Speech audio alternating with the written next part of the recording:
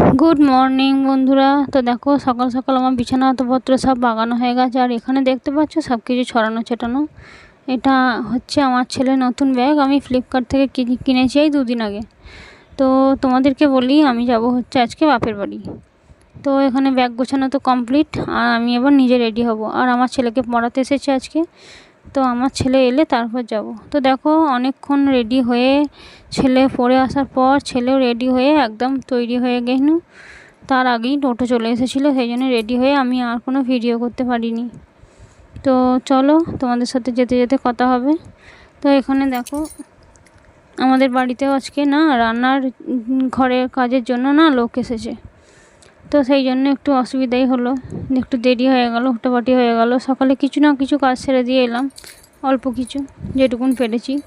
আর এখানে দেখো লাউ শাক আছে, লাউ আছে, এঁচড় আছে, আমার খুড়শাশুড়ি দিয়েছে।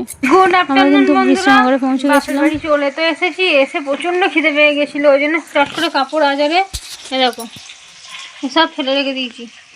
দিয়ে যা মুড়ি খেলাম, মুড়ি খেয়ে যা কিছু এনেছি এই যে একটা এঁচড়, লাউ শাক, এই একটা লাউ।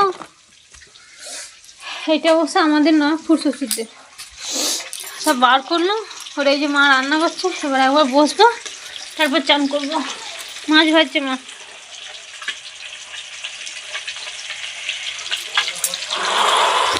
আমার মেয়ে খুব জ্বালাচ্ছে। তোমার মেয়ে তোমাকে জ্বালাচ্ছে? এই তো এসে হাজির হলো, কখন তোমাকে জ্বালানো আমি? আমাকে জ্বালাচ্ছিস? ওটাই আর কি করছে।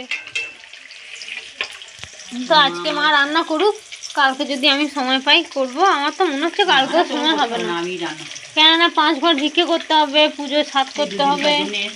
রান্না করি না সময় পেলে আমি করবো, না সময় পেলে আর কি করে হবে। তো চলো এখন মায়ের সঙ্গে বসে বসে গল্প করবো। চলো টাটা। আর আমার ছেলে এসেই বেরিয়ে পড়েছে, ওকে একবার ডেকে চান করিয়ে দেবো। আমি আগে চান করে নেবো, তারপর ওকে চান করাবো। চলো টাটা। তো দেখো দুপুরে খাওয়া দাওয়া করে একটু শুয়েছিলাম, আর তারপর এখন আমি যাচ্ছি হচ্ছে একটু বাজারে। তার কারণ একটু দরকার আছে আর কি। তো এখানে আমাদের দুর্গা মন্দিরটা আছে, সেই জন্য ওখানে একটু প্রণাম করে নিলাম। তো দেখতেই পাচ্ছ ঠাকুরতলার সামনে দিয়ে গেলেই আমি একটু প্রণাম করে নিই। বন্ধুরা আমরা এখন মুড়ি খেতে বসে, চপ মুড়ি 2-3টা আমার ছেলের খেতে খেতে রেখে দিয়েছে। ওই যে চপ মুড়ি খাচ্ছে। চপে একটু ঝাল হয়েছে, খাচ্ছিস? তরকারিটা একটু ঝাল হলে খাবি না বল? মাত্তা এইসব জিনিস খেয়ে নেবো, কিন্তু তরকারি খাবো না। তরকারি খাবে না। আর রাস্তায় গেছিলাম, একটু গজা নিয়ে এসেছি 6টা। এই যে খাবো।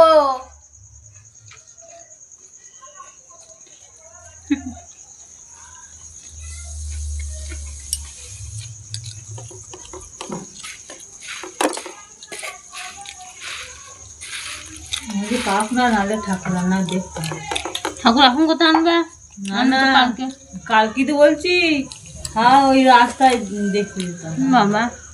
আর তখন যাইনি, 1 বছর যাইনি, মনে করছে না। চলো খেয়ে নি, মা ওখানে চা করছে। চা করা হয়ে গেলে হ্যাঁ খা। ফুচকা তো খাইনি, ফুচকা দেখতে গেল জানো, ফুচকা পেল না। ফুচকা পেলি না কেন? বসে নাই যখন, ওনা বসবে না এখন, কে জানে। আজকে আনগুনো, হ্যাঁ আনগুনে মেলা আছে, ওই জন্যই বসে নাই।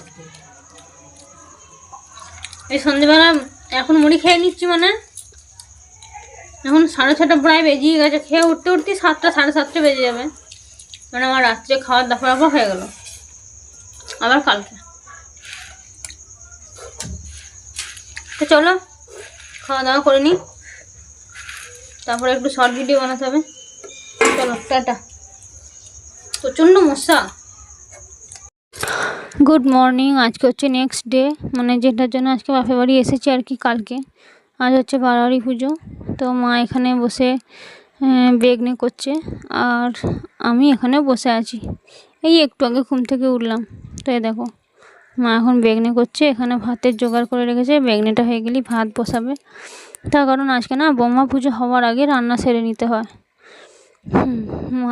মা বুঝতে পারেনি যে আমি ভিডিও করছিলাম। তো এখানে যে কথা বলে ভিডিও করব সে উপায় আমার নাই, তার কারণ হচ্ছে তোমাদের দেখাচ্ছি, দাঁড়াও। তো এই দেখো এখানে এই যে চোঙ লাগিয়েছে আর কানের কাছে এত বাজছে, মানে কান ফাটিয়ে দিচ্ছে। তো চলো আজকে ভিডিওটা এই পর্যন্তই, আবার দেখা হবে পরের ভিডিওতে। তোমরা সবাই ততক্ষণ ভালো থেকো, সাবধানে থেকো, সুস্থ